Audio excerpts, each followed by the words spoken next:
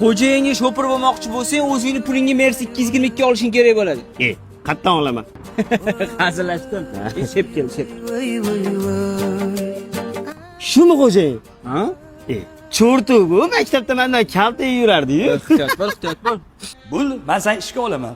Lekin anu maktab payti o'tib ketgan. Tushundingmi? Drujba, slujba. Perejvat qilma, og'ayni cho'tki ishlayb beraman senga. Majlisga hamma yig'ildimi? Nima plan bajarilmagan? Ha? Uzr. Menga qaranglar, qachongacha loh bo'lib yurmoqchisizlar? Men maktab paytimda unaqa bo'lmaganman. Ha? Maktab paytida yetib bergin? Yetib beruriymi? Yo'q, maylis cho'zilib ketib qolar ekanda ozgina o'shanga. Davay, hamma ishga tez. Xo'p, sizlar xohlagan narsalarni aytavringlar, men o'zim yopib boraman shu yerda, xo'pmi? Mana shu odatingni qoldirib yaxshi qilsan og'ayni. Bilasan, maktab paytida ham qo'rqqaningdan hammaga platis qilib yurarding. Bo'ldi, bo'lmasam bugun asl oyligida yopar ekanmiz. Uzr xo'jayin, men bor uzr. Tez qayda uni bankka borishimiz kerak. Birinchi chorsuvga o'tamiz. Kim xo'jayin bo'pti? Bo'pti, bolalar bilar ekan deyapmiz maktab paytidan.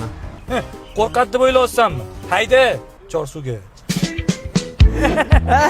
Buni yaxshi bilsan, maktab payti qizida kalta yurganmisan.